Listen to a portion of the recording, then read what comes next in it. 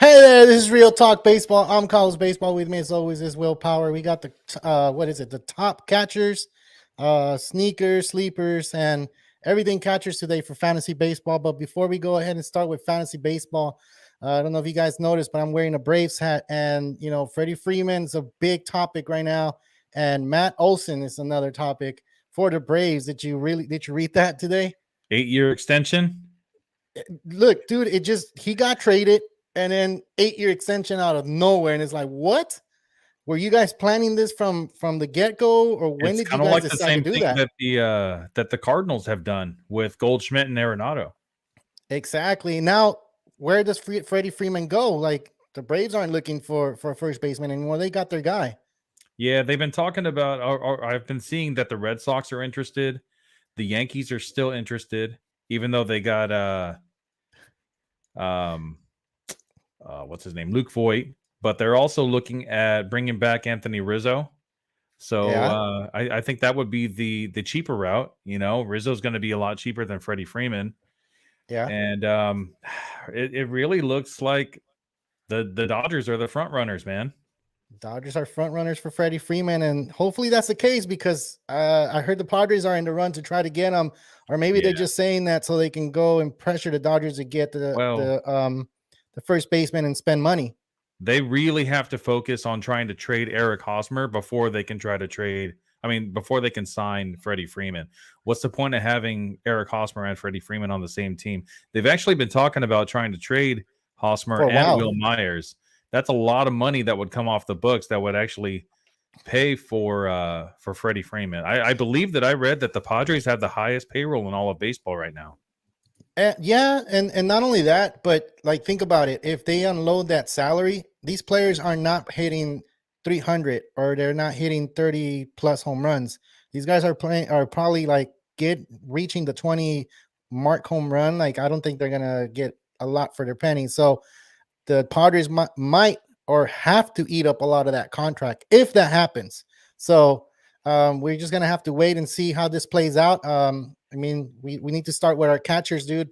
And let's go ahead and start with. There's obvious catchers out there that you're gonna be looking at. And you know what? Let's give them a tip and trick before you go into your list. I do want you to go and say, this spot is a good spot to pick a catcher, but is there a spot like in the first round to pick up a catcher that you see that you can go for? Or in the maybe first I'm wrong. round, no way. There's No way. no catcher that should be going in the first round. Yeah. For one thing, we already know that Salvador Perez is really the only one that really should be drafted high. Yeah. But I really feel like 2021 was Salvador Perez's ceiling. Like, he's not going to get any better than what he was last year. Batting average was really good. 40 something home runs. There was a lot that Salvador Perez did right and very little that he did wrong. He played 161 games out of 162. Damn. There's only one game that he missed, but he also played 37 games at DH. So how many other catchers are actually going to play DH as often as he did? He actually more often than not broke the record. More often than not. Yeah, now that the National League, it also depends on if the catcher is worth putting in the DH spot, because how many catchers are actually going to produce in the DH spot? Most of the time, right? You have to have a catcher on your team, right? Yeah. So no matter what, you're us for fantasy owners, you're drafting someone, and MLB teams, they have to have someone as their backstop. But Anthony Olson is overrated. Oh my God, why is he overrated? Tell us why. Honestly, when it comes to Matt Olson and Freddie Freeman, if you're gonna try to win now, then Freddie Freeman's the best bet. But for the future, Freddie Freeman is going to be 33 years old, where Matt Olson's only 26. Yeah, he's young. So for the future, if you're a younger team that's not really hungry to win right now, I feel like Matt Olson would actually be the better bet, because Freddie Freeman has maybe in 3 years more that he could actually hit an elite level. But once you're 35, 36 years old as a hitter, you start to decline a lot. So yep, that's it. Tony. What you think? Whatever, just let us know. So, all right, man, let's get into your list, dude. I know you're not going to start from number one, right? Because you're not going to give the number one catcher right off the bat. I know. Let's start from the back. I think you should start from the back moving forward. That way, the listeners can stay on here and listen all the way. Will does take his time to do this list, and it's a really good list. Ask him how many players have won the fantasy thing and the fantasy championship because of his tips and tricks. So, yeah, I'm gonna put this one on here. Anthony saying, "What happened to man strength?" Exactly, he hasn't hit it yet. Yeah, he's about to, dude. How many home runs did Medelson hit last year? High 30s, right? 36, 37, something like that. So imagine when he actually does hit his man strength, he's going to be 45 bombs. Exactly, and then you still have Austin Riley there that he hasn't hit man strength either. So those are big kids playing for the Braves. Acuna is still really young, dude. He's really like young. he's like a top 3 player in the game right now, and he's just going to get better. He did have a torn meniscus last year, so we might not see as many stolen bases as we have in previous seasons. But now with the DH in the National League, they're probably going to rest him, for quite a few games, even with Marcell Ozuna returning to the Braves. But I think it's personally better to keep your star healthy, right? Rather than, put Marcell Ozuna out there in DH every day. Marcell Ozuna can still play the outfield. His defense is horrible, but if you need to rest an outfielder like Acuna, you could easily just slot Ozuna in left field and then move over your left fielder to center field. I don't think. I think you're giving too much information on outfield right now, man. I know. The catcher edition fantasy baseball. Exactly. So, Tony, Anthony, stop asking stuff. Distracting me, man. Yeah, Will goes on a he goes he's gonna tell you everything. So, all right, man, let's go ahead and start with the catcher's position. Who do you have, and how can you help people find a good catcher? And I think one of the things that I want to ask you, because in what spot is a good spot for a catcher? I don't know if that's really one of your hard to say that for a catcher. I feel like a lot of these guys are being drafted early just because of position scarcity. There's really only, I'd say, 3 catchers that are worth drafting close to where their ADP is. That's Salvador Perez, Will Smith, and JT Realmuto. Those guys are still going a little bit early for me. I wouldn't want to take any one of those guys where they're being drafted. I believe Salvador Perez is getting drafted in the 3rd round, but just looking at the other players that are going around him, I still feel like that's a little bit too early. Like I was saying earlier, Salvador Perez pretty much hit his ceiling last year with batting average and home runs. Played 161 games. I really doubt that we'll see another full season from Salvador Perez like that again, especially if we're going to have some double headers where we have to make up for lost time because the season's starting a week late. Yep, I agree with you. All right, man. Well, let's go ahead and start with the catchers list you have. And well, you wanted to start towards the bottom part of my the ranking. Bottom. Yeah, I think so, because if you start from the first spot, I think everybody's like, yep. I think everyone already knows about especially the top 3, right? Yeah, everybody knows about it. You just mentioned them. So where they fall in ADP is not where you want to go ahead and pick a catcher up. And sometimes you get lucky and you pick up a catcher that's not even in the draft, and you pick them up later on in the season, and you're like, oh man, I got lucky with this one. And it's happened to a lot of the players in our league, to where they pick up a catcher and they have them all year and they didn't even draft them. So they don't play 162 games. He played 161, Salvador Perez, but and he did the DH. So no, I don't know now this year that the DH is going to be available, if they're going to be able to do it a lot more, or they have a better hitter for that DH spot. Yeah, we'll see. I think that they are counting on Salvador Perez being their DH whenever he's not catching. But you also have to be careful because, just putting a guy out there day in and day out, even if he's just hitting, that's still a lot of wear and tear on the body. And he's not young. He's 32 years old, going Yeah. into his age 33 season. So something like that, I would want to rest him a little bit more. He's the face of the franchise. You want him to be out there as much as possible, but you also don't want him getting hurt.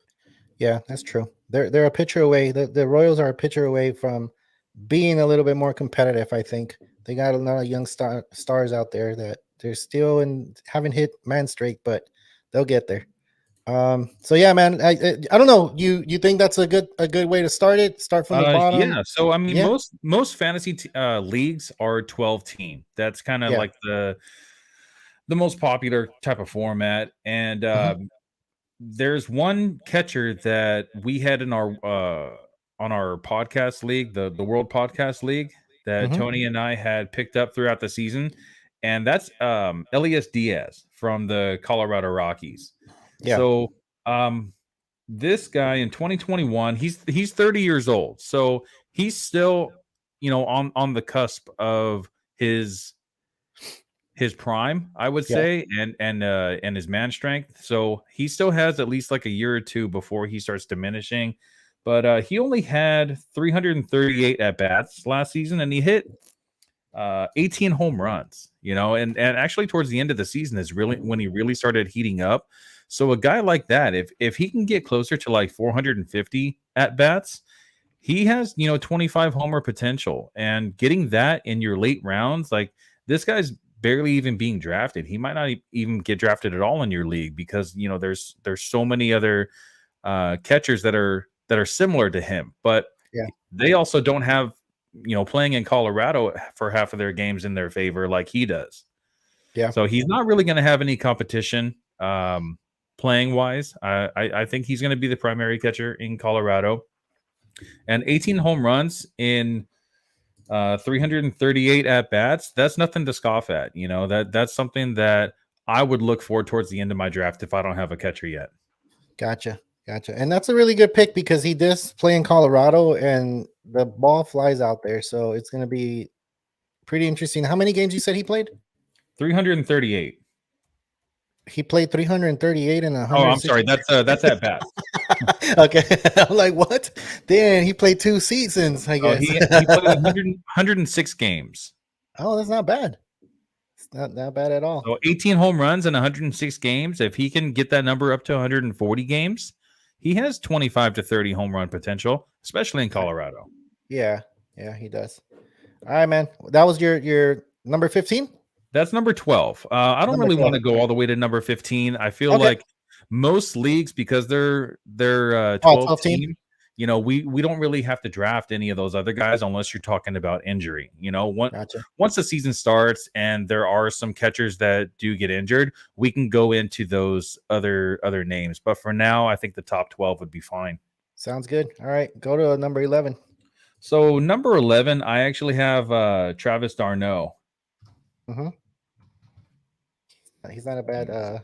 He's a pretty well-known name, I think. Not a lot of people. I mean, a lot of people know about him.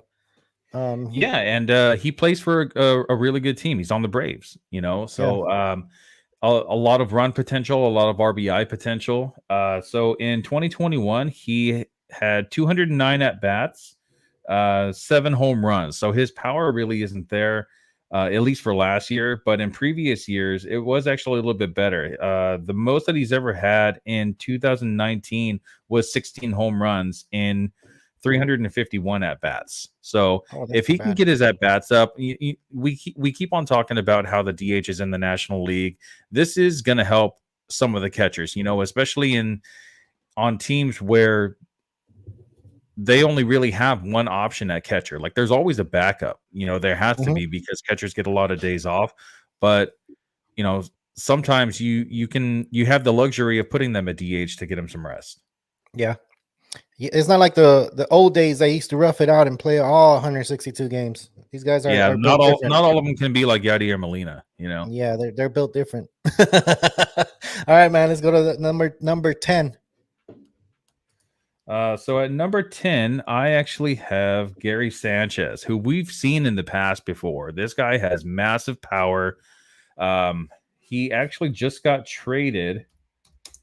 Let me pull him up real quick. Yeah, that's your boy.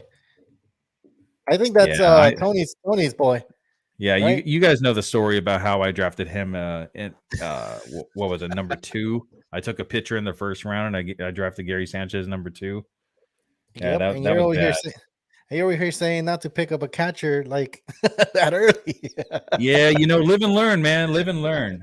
So he got traded to the Twins. So it's gonna suck for him not being able to hit in Yankee Stadium as often as he was.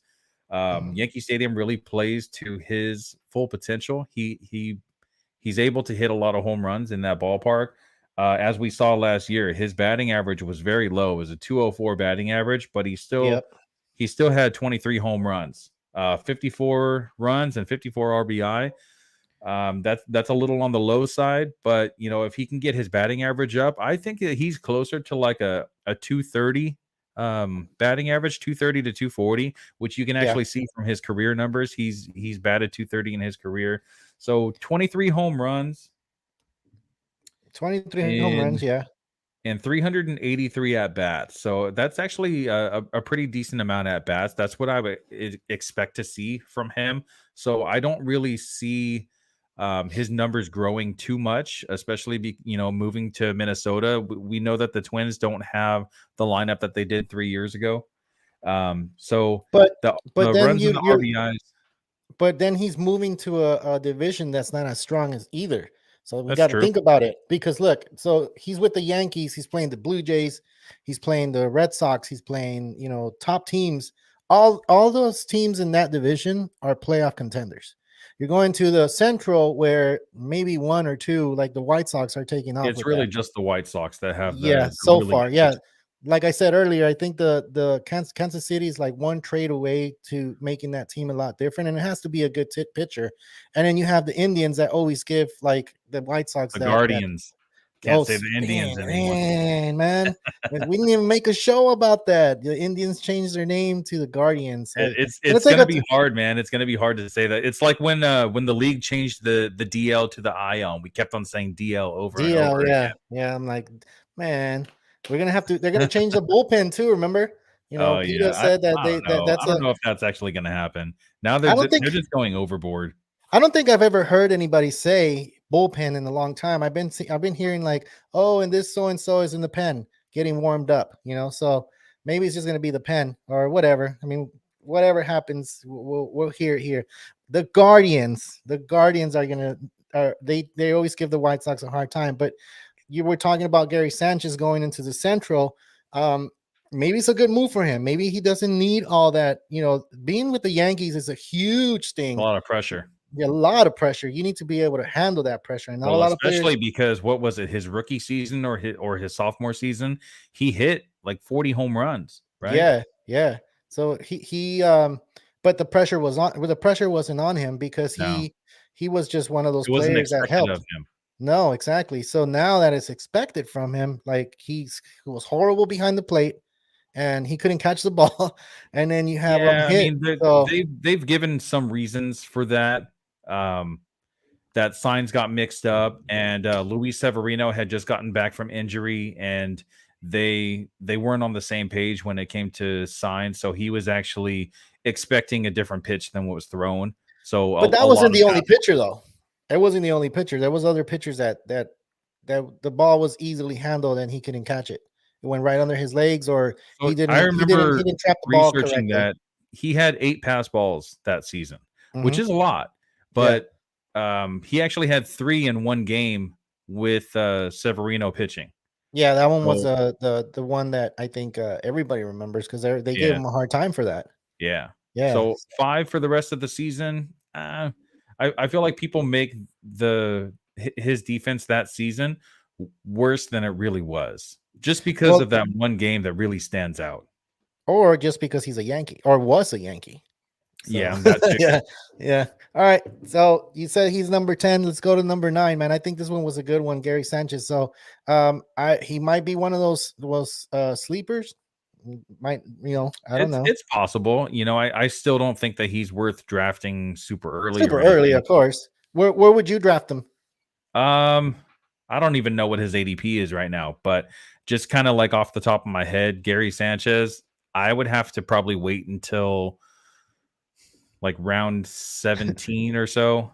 You're like until the draft finishes. Yeah, basically. All right. Well, he's your top 10, so I mean, he's going in the draft if you're 12 Yeah, players. he's definitely going to be rostered. Oh, of No, course. Yeah, for he's sure. a common name. He's a common name, just like Travis. I can't even say Travis uh Darno, Darnold. I always say D Arnold. the Arno. Yeah. All right, man. Let's go to your number 9. Who's your number 9 pick? So number 9, former top prospect in the Dodgers Association, who the Dodgers actually traded for. It was part of a trade deal for Max Scherzer and Trey Turner, and Mhm, that's Keibert Ruiz. Now, Keibert mhm. Ruiz actually has a really, really attractive minor league record. Uh, Yep. he He's always been a really high contact hitter. He puts the bat on the ball very often, actually more so than anyone else in the majors right now. He has the highest contact rate out of any player in the majors. Yep. That being said, he doesn't really have the biggest power, but this dude is super young. Um, He's what, 22? I think he's 22.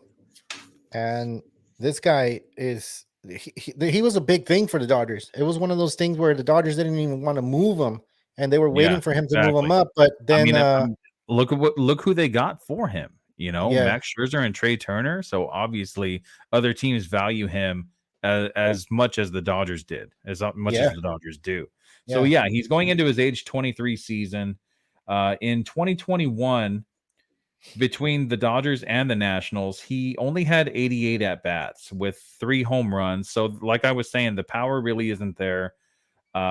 742 OPS, but in 2020 he played 2 games with the Dodgers with an Uh-huh. 875 OPS, and it's very, very small sample size. But if you look at his minor league numbers, Yeah, you have him. so 300 batting average, 374 batting average, 316 batting average. We always see his batting average in the 300s. And That is this triple 2016 A or double A? uh Doesn't say. it doesn't say. It just Hmm. says minor. Okay. So Yeah. he actually made it up to AAA ball when he was 20. Only batted 261 with a 331 OBP, 679 OPS. So that was a little bit of a jump from him going from just like rookie ball up to AA. Hmm. We've seen in years past that once you make that jump to the next league up, there is a bit of an adjustment period. It's not like everyone just goes out there and just can rake, on their first day. Yeah. Um, so it is a bit of an adjustment period. But like I was saying, his contact rate is just so high that I could see this guy potentially being a really good asset, especially in points leagues. Categories leagues, it's kind of hard because he doesn't run. He doesn't hit a lot of home runs, so he's not going to score a lot of runs and RBIs. But in a points league, a guy that can get on base as much as he does with that high batting average, I think he's worth a flyer. Sounds good. Sounds good. Anything else you want to add on this guy? Because I know that everyone is pretty high on this guy, and I know for a fact everybody's looking at home runs, and they're looking for getting more points off of the home runs and stuff like that. But uh, you just said that this guy, I mean, he his batting average is pretty high for those 88 games, and and he's still young. He's only 22. He's going to go into his 23 season, which is he still hasn't hit man streak yet. So, Yeah, um, give what him you a mean? couple Who we talking years. about? What's that? This guy, sorry, he's I'm sorry, I didn't even put it up. Who we talking about? Oh my god, man! Pay Listen, attention, Tony. yeah, Gilbert Reeves, man, he's number 9. All right, we're moving to number 8. So Um, number 8, I have a guy that's a little bit, uh, I wouldn't say more well known than Keibert Ruiz, but he does have a little bit more than Keibert Ruiz, and that's Tyler Stevenson. mhm. So he is on the Cincinnati Reds, which it kind of seems like they're just like dismantling their team right now. They got rid of Jesse Winker, they got rid of Eugenio Suarez. Um, I I I think the general consensus is that Luis Castillo might be on his way out. Also, they're planning on trading him. He's on the block. So a guy like this, though, that is 25 years old, I think he's the type of guy that they're probably going to hang on to. He can be their catcher for a few more years as they're rebuilding. They're probably not going to get like a big haul from him, so I don't think that he would be worth trading. Yeah. Anthony just said that Caber Ruiz doesn't strike out, and he actually does have the lowest strikeout rate in all of baseball as well. So Nice. that's good point, Tony. We'll give you kudos for that. Yeah. So Tyler Stevenson and Caber Ruiz are actually going really close to each other in ADP. I want to say they're only about like 3 spots apart from each other. Yeah. So Mhm. either one of those guys, I feel like both of them are actually very similar. The biggest difference that I see is that Caber Ruiz just doesn't strike out and makes a lot more contact. But we saw from Tyler Stevenson last year that he actually has some pretty decent power. He's projected to hit 12 home runs in this next season with 356 at bats. So that's not too bad. 25 years old. The older he gets, I feel like the stronger he's going to get as well. So And strength. Cincinnati, Cincinnati's actually a great ballpark to hit in as well. That's true. That is true. A lot of home runs out there. So, Yeah, the only thing with him though is that the lineup is just starting to look so bad that the runs and RBI opportunities probably aren't going to be there as much. So actually, I did these rankings before the Winker and the Eugenio Suarez trade. So now I might actually have to switch them. I think I'd actually rather have Caber Ruiz more than Tyler Stevenson. okay. The So Reds you'll have Gilbert Reason number 8 and then number 9. So we'll just swap them out and then we'll put the list out there for you guys. All right. So anything else you want to add on Tyler Stevenson? Maybe watch out for his power. His minor league numbers don't really reflect too much power. So I wouldn't expect as many home runs this year as he got last year. But like I said, he is getting a little bit older, getting stronger. So you never know. And we also know that the balls last year were kind of mixed, where we had some that were part of the juiced ball era still left over, and some are part of the softer baseball that just doesn't travel as far. All right. Well, and then this guy does have a eligibility at first base too, I think, right? Yeah, that does help. But I mean, he's a catcher, so you're really not going to move your catcher around to other. There's better first basemen. So I mean, if you're rostering more than one catcher, it's kind of a waste of a bench spot. So this position really, like, if you have 2 spots there, I mean, I don't know, and I don't know what you think. I mean, that's just me. I'm just saying, like, it's. I mean, it's good because sometimes there's players that I mean, I don't know. That, to me, it doesn't make sense. He doesn't get the amount of at bats to really be worth it in the first base spot anyway. And there's so many other first basemen that are actually available that you can get later on in the drafts. Like, of course, we talk about Luke Voit all the time. And if the Yankees don't replace him, if they don't sign Anthony Rizzo or Freddie Freeman, God forbid, why not take a flyer on Luke Voit? He led the league in home runs in 2020. He could do it again in 2022. And last year he was banged up. So we'll see. Yep. All right. Well, let's move on, man. That was number 8. Well, he moved to number 9. Gilbert Ruiz to number 8. Now we're moving to number 7, right? So 7, I have Mitch Garver.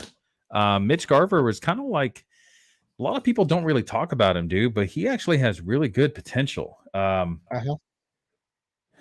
Garver? 256 batting average in 2021 with 13 home runs and 207 at bats.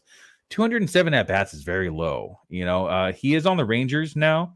The Rangers are actually looking pretty good.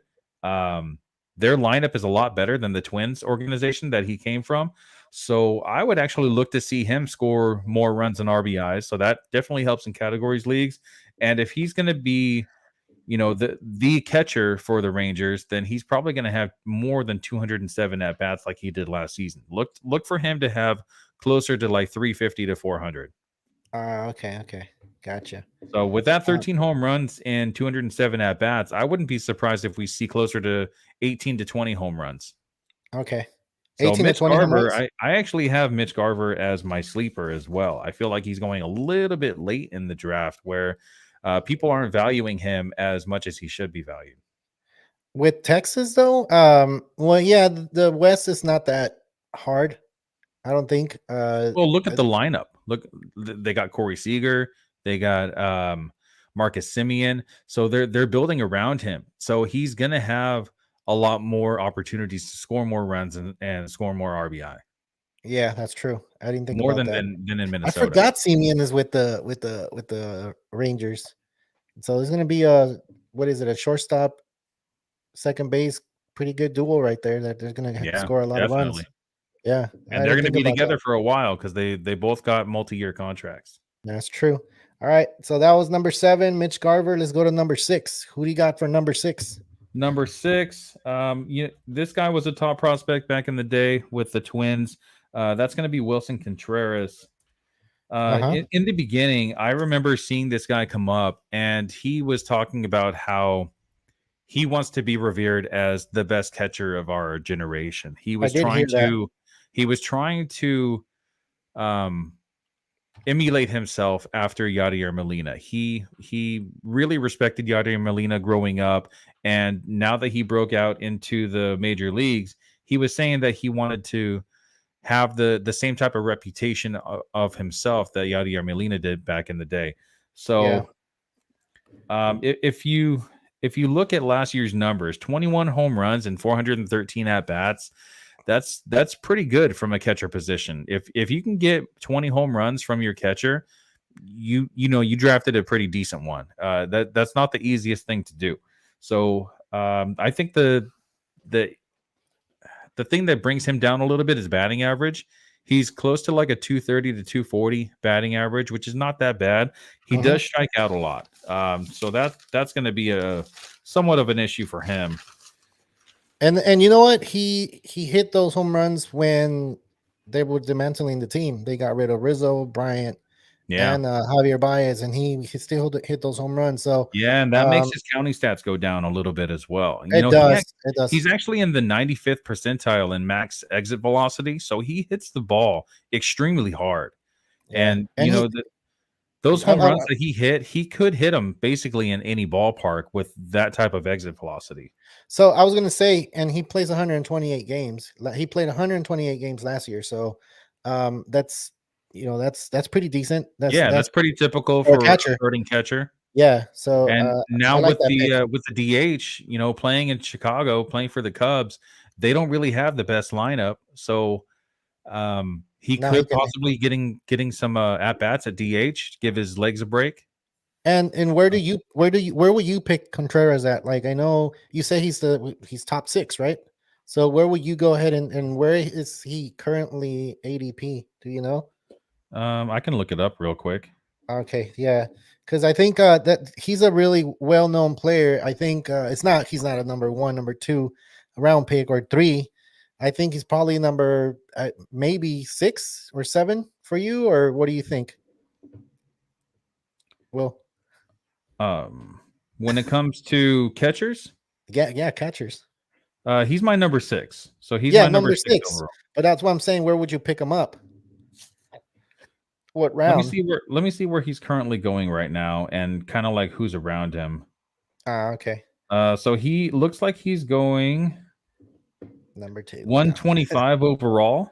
Uh-huh. So that's actually pretty decent. I wouldn't mind taking him, around that time. Okay. I'm just looking at catchers right now, so I can't see who's really going around him. But 125 overall, that means he's going close to like the 12th, between the 12th and 13th round. That seems pretty like a pretty decent spot for Wilson Contreras. As long as he can continue hitting those home runs, if we can stay above 20 home runs, I might want to wait a little bit depending on what other players are around him. Usually in the 12th round is where I'm trying to target some more starting pitching. So if I'm going after my 4th or 5th starting pitcher at that time, I don't mind passing up Wilson Contreras and just getting one of the other guys we've already mentioned a little bit later in the draft. Sometimes I don't even get the catcher until the 20th, 21st round in the draft. A lot of these guys are. But before you continue, you just said something that kind of made me think about it, and that's why I said 7, 8 round. Why? because he's going to play for a team that's not that great and that's not going to have a great DH. So who are you going to slot on those days off that you're not catching? You might put him as DH. So Yeah. maybe his home runs are going to go a little bit higher. And maybe my thinking is way just way out of like, I mean, for a lot of people are probably like, nah, man, you're crazy. Why would you try to pick him up 8th or 7th? Maybe I'm just seeing something different than other people, I guess. Because yeah, he can be a DH for the Cubs, because the Cubs, unless the Cubs go ahead and sign Carlos Correa or one of those big time names that are out there, because the Cubs are in the mix to get a big player, right? So if they go ahead and do that, then we're talking different. We're talking that maybe he won't do DH that much. Yeah. So So his current ADP at 125. I'm looking at all the players going around him. You have like I was saying, I'd rather have a starting pitcher at this time. of course, yeah, I see Tyler Mahle, I see Pablo Lopez, I see Chris Bassett, Clayton Kershaw, Shane Baz, Framber Valdez. There's so many starting pitchers. Like this is the perfect time to get your starting pitcher damn, around Clayton the 12th Kershaw's round. back there. Yeah. Wow, remember when he was number one? Well, how many games is he going to start? Not that many. We don't even know if he's going to start because I mean, we don't know what's going on with his Yeah, his forearm. his elbow was messed up. His forearm Yeah, was messed up. We were talking about that last season. I yeah, remember you were saying that this could be like the beginning of the end for Kershaw. yeah. That this could possibly be like a Tommy John. I don't know. I was watching an interview with him the other day. Dodgers just signed him for $17 million, and that's a pretty decent contract. They only give him 1 year. I feel like it's Mhm. going to be a little feeler just to make sure that he can stay healthy for a full season, and then they'll Yep. possibly bring him back for a little bit more. We really need to see some longevity from Kershaw, from more than what we've seen in the past few years. Well, Kershaw hasn't finished a complete season other than two probably seasons, and even when he was younger. They always give him rest. And we're going to keep seeing that now that he's older. We should be seeing that. He can't be pitching all games, right? Right. So he is, but I think he's going to be all right. I mean, we'll talk about Kershaw when we hit the pitchers ranks, right? So let's go ahead and move on to number 5, man. And these are your top number 5, and I think people need to listen to these because this is where it gets kind of tricky for you. Like, for do I pick a catcher in this spot? Do I move on? Do I wait for the Contreras and the top 12 or whatever? I think right now this is where you make a decision on where you're going to pick a catcher. And let's go ahead, man. Number 5. I feel like all these catchers in their current ADP, there's so many players around them that are just going that are just so much better that I get it. Position scarcity. You want to make sure that you get like a decent catcher. Same thing with third base. That third base is a weak position in 2022.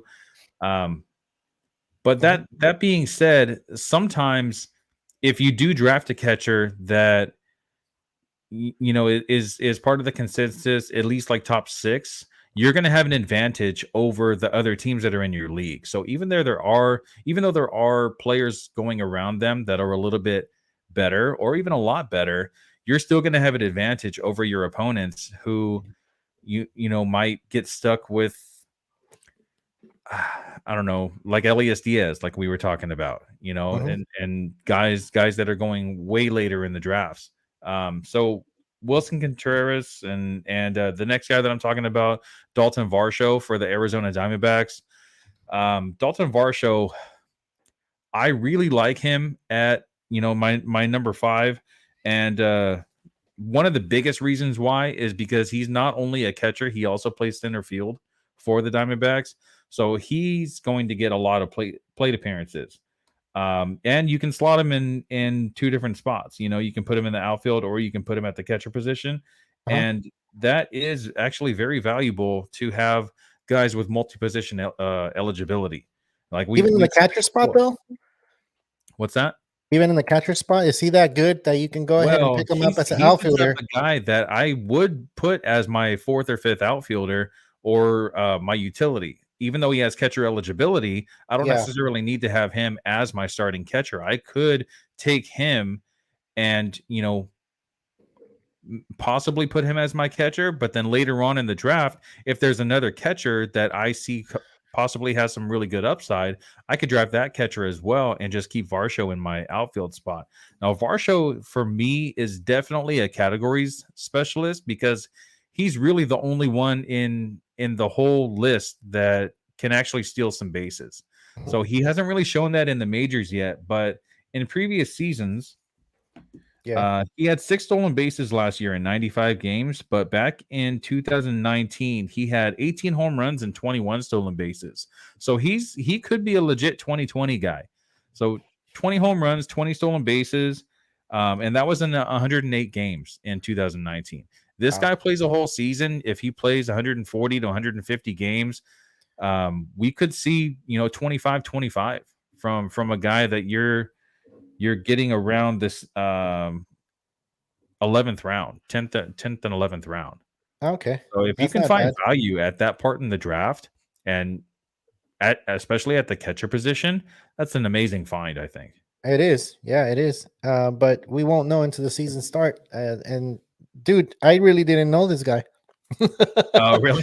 Yeah, I didn't know this guy. So I'm just it's looking because at it's the Diamondbacks, and no one really cares about the Diamondbacks right now. It's not 2001 anymore. Well, it's not just that. It's just I really didn't pay attention too much to the catcher position for the Diamondbacks or for any team. For that is, it's like I don't really look at that position. I mean, I still know the Yadier Molinas, all those type of players. Yeah. But anyway, let's keep moving, man. That was the number 5. Let's go to number 4. This one's should be a lower ADP, I think, or higher or lower. What is it? Yeah, let me see. Hold on. Oh man. Sorry. All right. So I have at my number 4, I have Yasmani Grandal.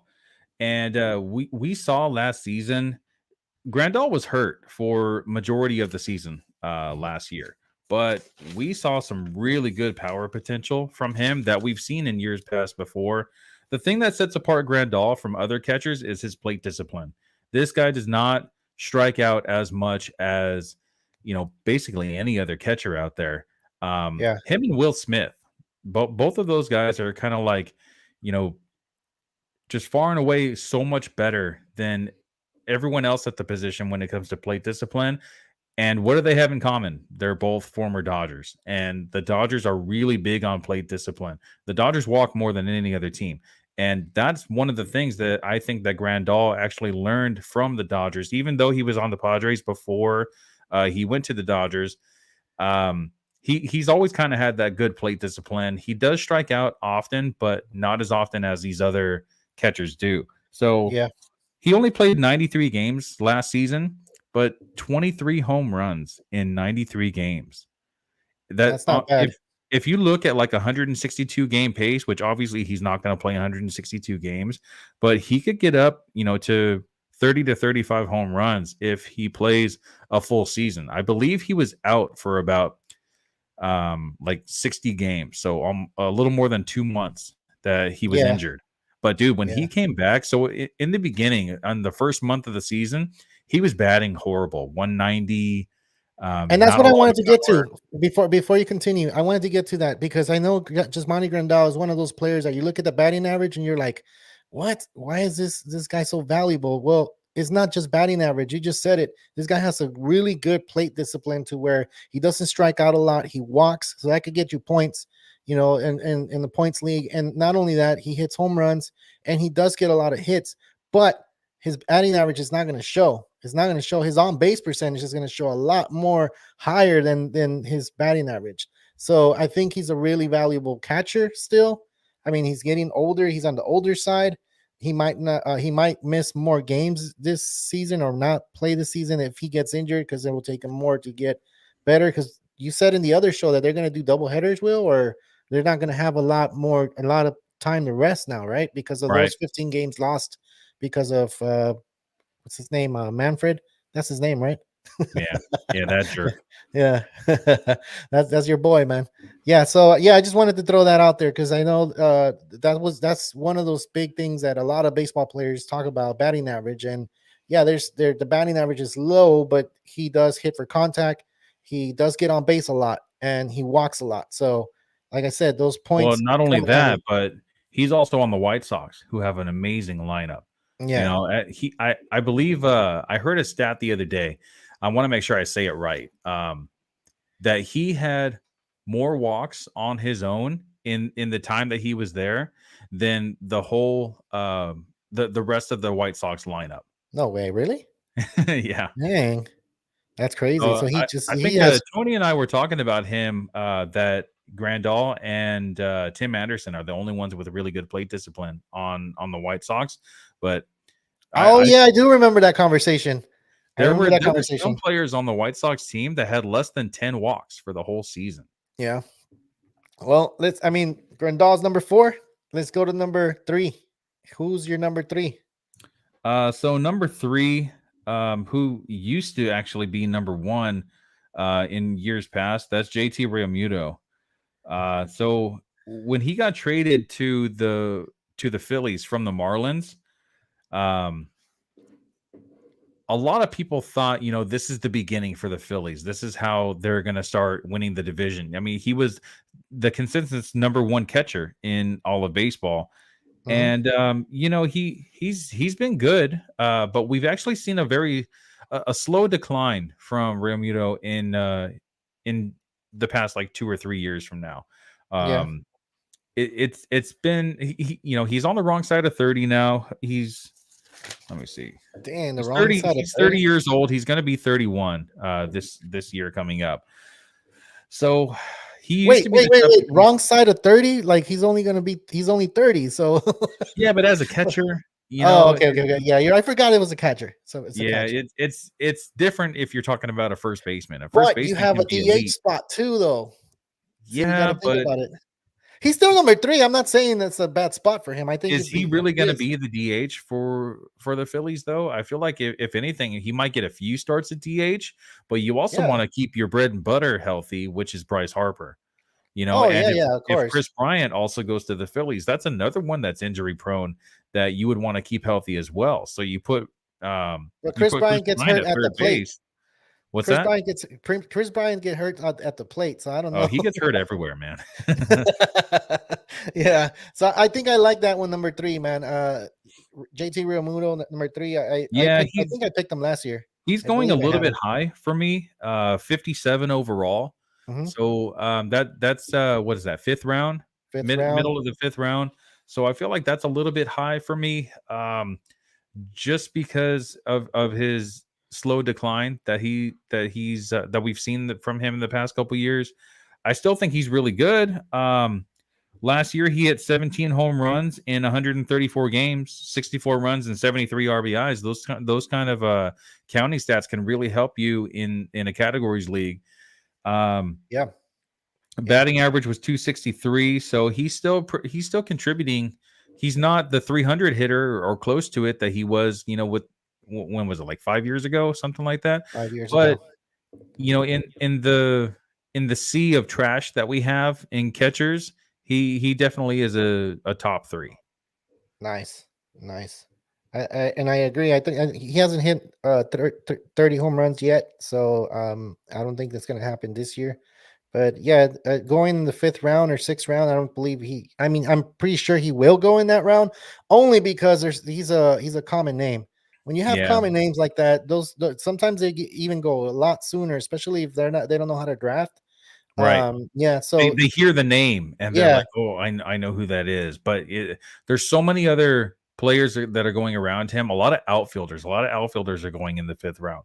well, I So got a trick and tip for that. Like if you okay, guys are gathering together, and we haven't done that in years, that we gather together and start drafting whatever. So for some reason, people start drinking and they start mingling, they start talking about it, and they're like, let's say someone brings up JT Realmuto and it's the 3rd round. And then one of those persons is gonna be like, "Oh, JT Realmuto, let me pick him up." You know, it's happened like that, dude. And even if you do a chat or you get on whatever you're doing, like with people, you start putting those names out there, and then you start kind of playing that mind game, and they start picking them up. So if you're one of those, I know Tony, you're one of those, man, that you like to trade and get on people's head and talking a lot of crap to people and stuff like that. So if you're listening, give me the thumbs up or give me the thumbs down. I don't know, man. But yeah, dude, it's I guess it's a trick and tip if you're gonna go and get together and do that. I think putting those names out there early so they can pick them up and you can have a better chance of picking up the player you really want in that round. Go ahead and do that, right? Yeah, some reverse psychology there. Exactly. So yeah, man, cool. Let's go to number 2. Who's your number 2? So number 2, I have Will Smith from our Los Angeles Dodgers. So I really think that Will Smith is going to be a benefactor of the National League DH. I think that Dave Roberts is going to put Will Smith there more often than he puts any other player, unless the Dodgers sign Jorge Soler like they've been talking about, or Max Muncy in the beginning of the season until he gets to 100% strength after tearing his elbow or his wrist last season. Something like that. So hey, I want to clear that up. I heard this podcast, and I think it's the Dodger Giant podcast, and I think they follow us or whatever. The Giant guy was getting on the Dodger guy, and the Dodger guy felt like they didn't know how to like defend himself that well. He said that, oh yeah, they're gonna bring the that rule to make the bases bigger because of Max Muncy, and he was like, yeah, we were like, what the hell? The guy from the Dodgers didn't say anything. Like, he was just like, no, what is that? I don't know what he answered, but he was like, he didn't defend himself right. So I kind of want to throw that back and be like, no, they're not making the bases bigger because of him. There's not a Posey effect. Like the Posey effect, we all know what happened there. He was a crybaby and he broke his leg and they stopped popping people at home plate. That's what really happened. I know they're trying to like protect the catcher, but at the same time, like, it's the sport. Are we trying to not play anymore? Are we trying to play with Nerf balls and stuff like that? And to reply to that guy, they're not making the bases bigger because of Max Muncy. It's not the Max Muncy effect. We're not hypocrites to that rule. Like, we're not saying that, oh, we need to make the bases bigger because of Max Muncy. No, that's not happening because of Max Muncy. And in other words, let's continue, man. I just wanted to throw that out there. It's just like, it kind of like, dude, come on, man. You need to defend yourself a little bit better, like, especially against a Giant. You can't let a Giant like throw that out. You need to throw that Buster Posey back at him and be like, no, they changed the rule because of Buster Posey. maybe the guy that is talking on the Dodgers behalf, maybe he knows a lot of Dodgers, but he doesn't know baseball in general. So there's a lot of first basemen that have gotten hurt the same way that Muncy does. We saw the dude on the Brewers a couple years ago. You're talking about Prince Fielder, like before he retired? No. After that, it was just like 3 years ago. Oh, I'm not sure who you're talking about. He came from the Marlins. Anyway, so I mean, it happens a lot. And what do the bases being bigger have to do with preventing injury from first baseman? The only thing that I can think of is that the first baseman doesn't have to be so close to the center of the bag, that since the bag is bigger, he'll be, hitting the corner, and there's no chance for the base runner to maybe step on the back of his heel like we've seen before. Yeah, and that's happened a lot of times. But with the wrist thing, it just, wherever the ball kind of, it can happen in short. It can happen anywhere. It can happen anywhere. Yeah. So that doesn't really make any much sense to me. I mean, it doesn't. The whole reason why MLB is actually making the bases bigger is to give the advantage to the hitters a little bit, so that way they, when it's like a half a step and then the umpire calls them out, now it's gonna be a little bit closer and possibly more safe than other times. And also to increase stolen bases. We've seen a huge decline in stolen bases in the last decade or so. Yeah. No more Ricky Hendersons, no more, Billy Hamiltons. It's like the most stolen bases, I believe, last year was like 46 or 47. The only one that I think that could actually reach like a 60 stolen base potential is Adalberto Mondesi. But that guy actually has to play to get up to that. And that's what I was about to say. Like, he has to play in order for that to happen. He's a Tatis. He's very injury prone. He can't stay healthy. So nah. And yeah, man, you said we got off topic, but that's because I wanted to talk about that first base spot, and I it just clicked like the Buster Posey what do you call it rule, and that's what Yeah. it's called to the Or baseball like players. the That's what it's Chase called. Utley rule, right? For Yeah, the yeah, breaking because up the double play. Now because that he actually was because of Chase Utley. oh yeah, and he got hurt too. Yeah, he They're not got going to kneed in say the that. head. Yeah, he got hit in the head pretty hard, and they didn't check for concussion or anything. So they didn't put him on no concussion protocol or anything like that. They didn't make a Because rule Chase for that. Utley's a real man. Exactly. That's why he's called the silver fox, TK's dad. Yeah. All right, man. So we already talked we already talked about number 2, and we got off a little bit of topic. Now let's go ahead and name number 1, and I think everybody knows who he is. Well, I still want to kind of talk about Will Smith just a little bit. We didn't mention his ADP at all. All right. If I Well, can find him.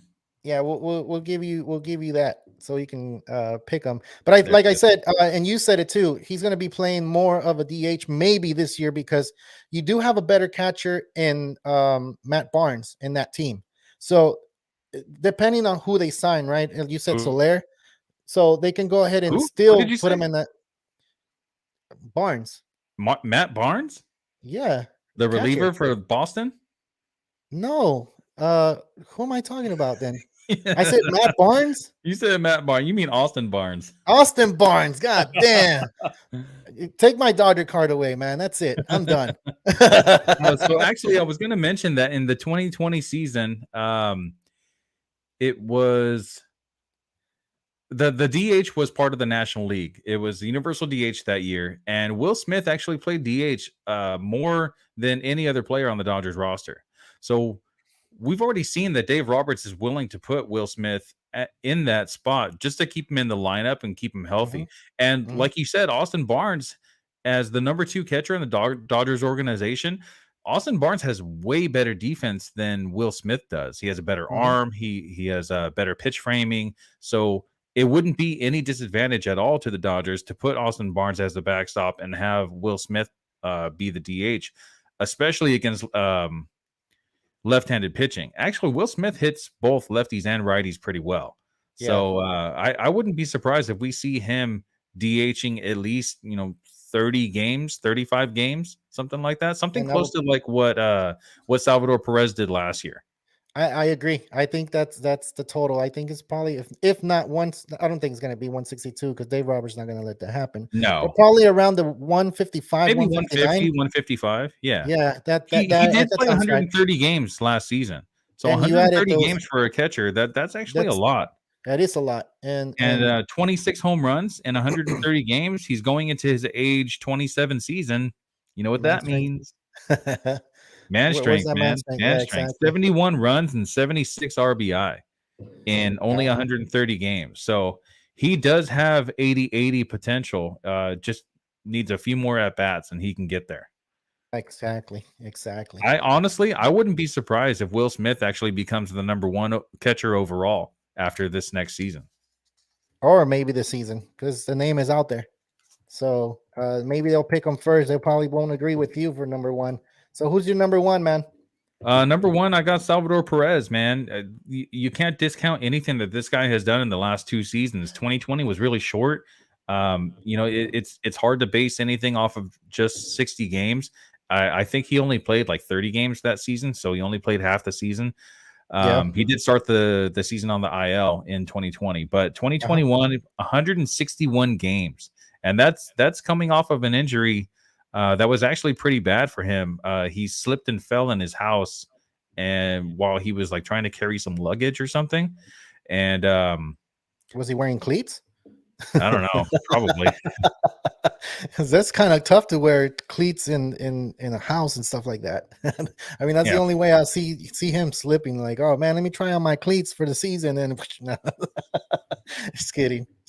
It's just the cleats are really slippery for people that don't know that they're cleats. Because my son, he wears plastic cleats. Those I guess you have to at that age. Yeah, and I was hearing a story from one of his guys that actually made it all the way to play Major League.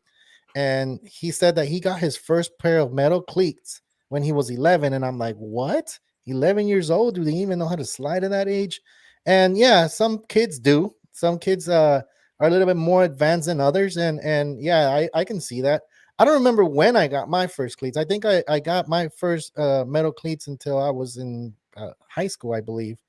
I was, to be honest, I was scared to wear them because I've seen so many accidents with kids breaking their legs, and you hear the stories, right? Get Not stuck. knowing how to slide, yeah, getting stuck. So ever since I was a kid, I would die first, like hands Head first, first. never, Yeah. never Pete legs Rose first because I style. was scared. Yeah, I was scared to do it. So then, as I got older, I never got used to doing it like that, and I kept doing it until like about maybe Sunday league. That's when I'm like, oh, I'll go ahead and slide with my feet first, and then nothing ever happened. But then again, I'm not running that fast anymore. So, Yeah. but when I was a kid, I was just running hard and then I just feel like throwing once you get myself. older, you're more aware of your body as well. So Oh, of course, man, of course. So, yeah. What are you talking about? Remember Lefty? Oh, yeah. So one of my friends, he broke his leg at third base, sliding into third base. So it's like, I remember that, Tony. Yeah, dang, you brought back yeah, my. I remember I was 12 years old. I was on the Pirates, and what the biggest dude on our team. This dude looked like he was like 16, 17 years old, and he was only 12. But he slid into second base, and same thing, man. He broke his leg. Yeah, That I was like, what is going on? I didn't even know what happened. I just knew he was hurt because he wasn't moving. He was just like laying on the ground crying. yeah. But It's we tough, all man. took a knee, and they actually carted him off the field, took him to the hospital. Turned out he broke his leg.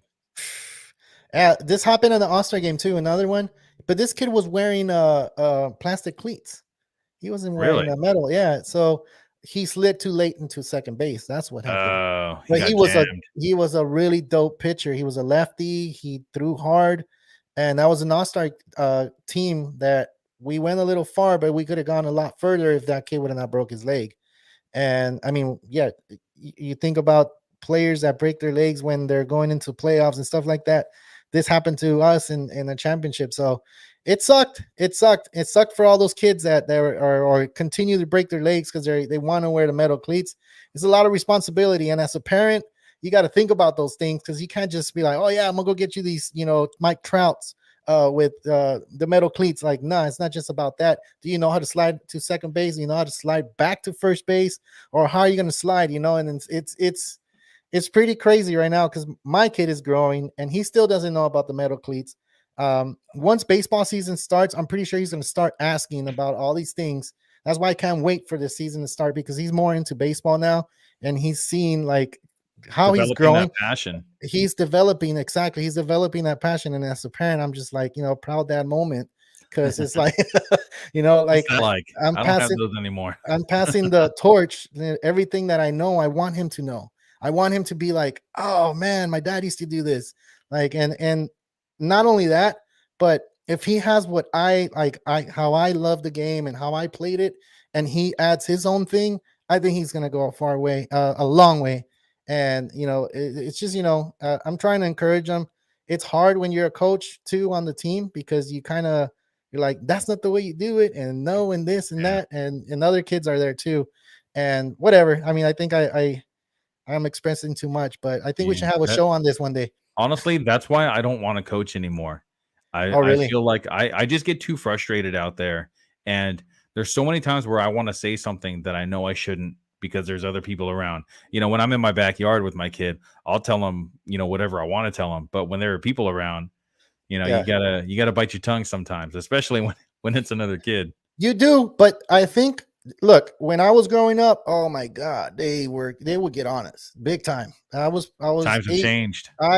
9 years old, and they would tell me, "Are you wearing a dress? Why are you letting the ball go under your legs and this and that?" And I'm like, "No, I'm not wearing a dress." Well, get down on the ball and get the ball and throw it to first. So that those type of days are over, but now you can explain it a little different. Like, hey, we're out here, we're not getting paid for this. We're out here to have fun, to develop, and to play a lot better baseball. And you do have those kids that have that mind where they just continue having that mind going and they want to run their mouth, and you got to kind of separate them. And it's crazy, dude. Like, it's crazy how many attitudes these little kids have. Man, can you believe I kind of made a joke, like, hey, how's it going? How's the wife and kids? Or I mean, sorry, how's the girlfriend? And this little kid answered like, oh yeah, my girlfriend's this and that, but I think I'm not gonna have a girlfriend tomorrow because I don't like her. And I'm like, what the hell? You're only 11. What the hell are you talking about? A girlfriend? So these kids are more developed than what I was at that age. They're growing So, up too fast. It's all oh my social god, media, yeah, man. They learn from social media. They watch these YouTube stars that are in their 20s or whatever, and they want to be just like them, and they learn from yeah. them. Yeah, and that's the bad thing. So that's why I'm saying I can't wait for baseball to start, because that way I can show the kids or tell the kids like, hey, start watching baseball, start looking at what they're doing, because that in reality is going to help their game a lot better. And if they see a crazy play out there where like on Mike Trout is diving for a ball, man, these kids go out there and they try to what do you call it? What do you say? Reenact their plays, right? So they start diving for the ball, start sliding, and start hitting the ball like their favorite player. Um, one of the questions I asked the kids too was, who's your favorite player? And everybody answered. So it's like half of them are Dodgers, and half of them are Angels, and pretty much they all say Mike Trout. There was not one kid that told me a player from another team, or a player where like it's like, oh man, like a wow factor kid, like someone that would be like, nah, man, my favorite player like is Jackie Robinson. And I'll be like, what, really? Like, damn, like you watched or you learned about this guy, and you start talking to these kids about it. Like I said earlier, there's more kids that are like developed different, and then there's kids that are struggling, but they're learning to love the game, and that's pretty cool. At this age where my son's playing right now, I think this is like the age that I want to start seeing, because the younger age, t-ball and stuff like that, you really don't learn a lot. But right now it's pitchers, the kids are pitching and everything, and they're running bases, stealing bases, and all this stuff. So I think Yeah, this is I where remember it's those going to be a days. lot of fun. Yeah, this is where it's going to be a lot of fun. So yeah, wish me luck, man. And we start on Wednesday. Oh, nice. Tomorrow. Yeah, Gavin's going to pitch, so we'll see how he Oh, does. damn. Opening Yeah, day. yeah, I haven't told him because I don't want him to get nervous. But opening day tomorrow. So, and yeah, they're the Braves. What So kind of what kind of pitches does he have? nah, I'm not teaching him anything, man. He's only doing fastball because I don't want him to mess up his elbow if he Only does fastball? continue. No, you got to teach him a football pitch at least. Nah, dude, he has different grips. So that moves the ball a lot different. But you can't have him throw like curveballs and stuff like that, because No, that messes up your arm. the football pitch isn't like a curve. It doesn't mess up the arm at all. You throw it just like a fastball. It's just instead of Slider. throwing it this way, you just throw it this way. Yeah, you throw it like that's a changeup. That's how you throw it, supposedly. Some pitchers throw the changeup like that. I mean, I'm telling them different grips so the ball can move different. So Yeah. if you hold it like on this side, like let's say you move, damn, the camera looks kind of weird. If you hold it on this side, so it's going to be telling into the right hand hitter. If you hold it on the right side, it's going to be moving. Where's the camera? Right here. See, I don't even have a ball, so yeah, it will look like a slider, So different grips for different fastballs. So I mean, I'm teaching them this, and hopefully it helps him tomorrow. We'll see. I hope he doesn't get nervous. I could already see he's gonna get nervous. Yeah. So, yeah, we'll see what happens. So That's yeah, right. I Nerves mean, are good. yeah, they are. I used to get nervous. I can't believe I'm saying this. Before every baseball game, I will get like anxious and like anxiety, and I would hate to bat first. Like when they would put me on the number one spot to bat, I hated it. But then after that, like I'll be fine. I'll be Yeah. fine. I think everybody gets nerves, right? Yeah. So yeah, even the best players in the world, like I don't think they go in there thinking, "Oh, I'm the best." Like I don't think Steve, so. Nebraska. Yeah, like I don't think no one goes in there like thinking that. Yeah, of course. Yeah. You know who Steve Nebraska is, right? Nah, who's that? Oh man. I thought You you gonna were have like into baseball movies. nah, tell me. It was The Scout with Brendan Fraser, where the scout for the New York Yankees went to Mexico to go look for like the next big player, and he finds Steve Nebraska, and it's actually Brendan Fraser, the dude from The Mummy From and the Mummy, Into the Jungle. So he's like this amazing pitcher that throws over 100 miles an hour. He's a batter that can hit bombs, and that's basically I all he kind of does. remember. I kind of remember that movie. Is that what's the name of that movie? The Scout. The Scout. But it's been a long time that I've seen this movie. Yeah, you Yeah, need to rewatch that. It's definitely yeah. like my top 5 baseball movies. Baseball movies. I think we should make that a show, man. A podcast of that. But right now, let's get through the fantasy picks. I mean, I know we're done, but anything else you want to add on before we go ahead and Yeah, say goodbye? one of the things that a lot of people worry about and that I worry about also with Salvador Perez is this guy strikes out a lot and his plate discipline is really, really bad. So Yeah, he doesn't walk a lot. So in 2021, he had 28 walks to 170 strikeouts. That's really, really bad numbers. That's very high strikeouts and very low walks. yeah. But he also hit 48 home runs. So you take the good with the bad. Of course. I'd rather have the guy that's going to hit 48 home runs and doesn't walk a lot versus the guy that's going to hit 18 home runs and walks a ton. Because a home run is going to get you 10 points, or a home run, a run, and a couple RBIs versus the guy that's going to get 1 point for the walk, possibly a run, which is another single point. So overall, I still like Salvador Perez better, even with that really bad plate discipline. Well, we'll find out once the drafts start, and the season starts on April 7th. Not all teams play April 7th, but you should need to start getting your drafts ready. And yeah, dude, I think we reached the last of the show.